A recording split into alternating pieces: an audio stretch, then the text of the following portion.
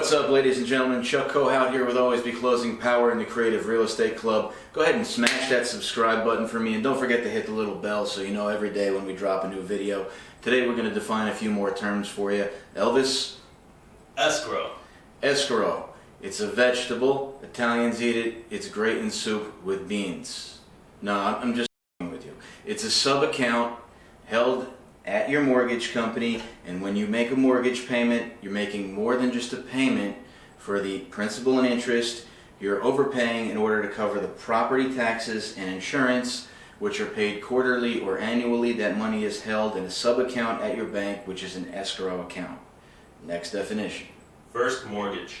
First mortgage comes before the second mortgage, but after property taxes. When you borrow money and take out a mortgage, which it actually comes from the Latin meaning agreement till death, it is a document that is liened in your county courthouse on top of the deed, and it stays there till it is paid off and discharged, or if you don't pay it, they will be the ones who foreclose on your property and receive the bulk of the money because they are in first position. However, in the event that they don't take money out of your escrow account and pay your property taxes, the people who buy the property tax liens can actually foreclose off the first mortgage. So it's almost the strongest position you can have. Foreclosure. Comes after 3 closure, but before 5 closure. No, again, we're just messing with you. Foreclosure is when you do not make a payment on a loan or a mortgage that has a lien against the property that you or somebody else owns. It is the act of that lien holder taking you to court, filing a lawsuit, and repossessing the property, hence the foreclosure process. This one's a two-part. We got grantee and grantor. Grantee and grantor. The way that I always remember this is whenever I take a girl home, I am the lover, they are the lovee. The lovee is the one on the receiving end. The lover is the one who's giving it to him. So the grantor is the one who grants a property to somebody, and the grantee is the one who is receiving it, the buyer. Okay? Next definition. HUD. HUD, HUD, we're talking about a HUD 1 statement. HUD stands for Housing and Urban Development. However, a HUD statement is a grid that happens in just about every real estate transaction, and it shows you where every dollar goes, what the mortgage company's making, what the document prep guy's making, what the notary made, loan origination costs, what does the buyer get, what does the seller get. If it's a short sale, the seller gets 0. It'll be documented right there on the HUD. You can actually submit these HUDs to your accountants. In the event you've made or lost money on any transactions, you can do taxes with them. It's a grid. It shows where all the money goes in a transaction. Land trust.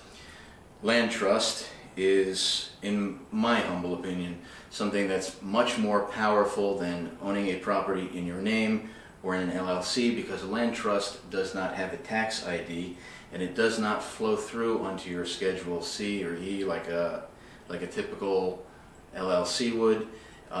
It also does not show who the actual beneficiary on public record of the property is. So the land trust is something that's like some real Rockefeller that's set up to protect the people who receive the benefit from the property, and the land trust also just sits there and catches lawsuits and bullets.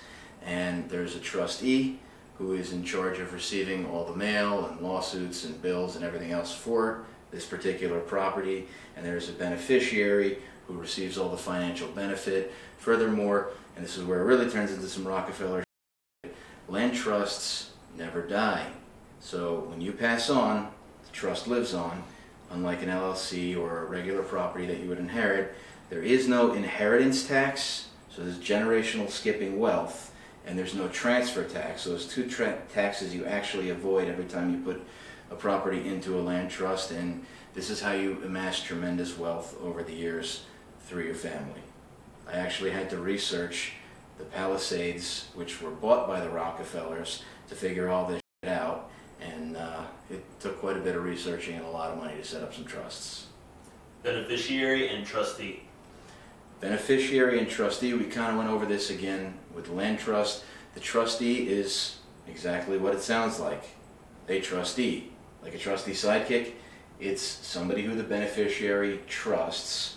They are paid a fee, doesn't have to be much, $5-10 a year, to keep their mouth shut and not tell anybody who the beneficiary is.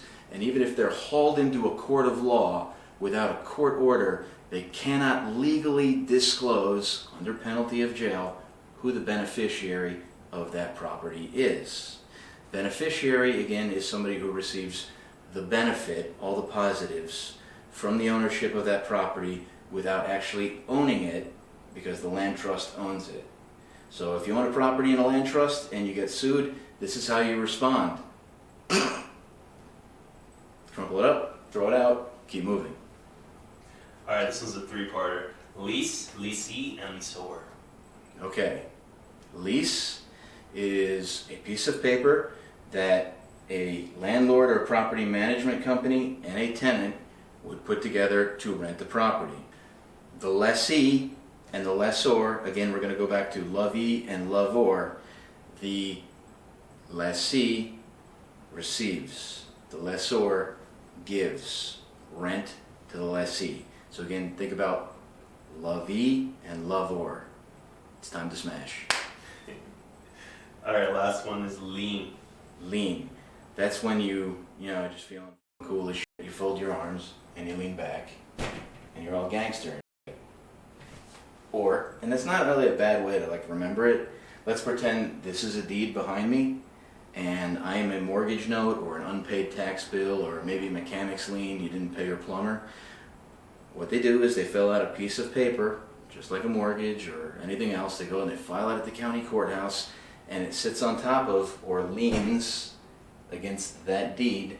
And in most cases, that property can never be sold or transferred without that lien being paid off, unless you're a rocket scientist like me and like I'm teaching you to be, and you're able to buy properties subject to all these existing liens and debts, and you just don't give a f***. Chuck Kohout, always be closing. Bye for now.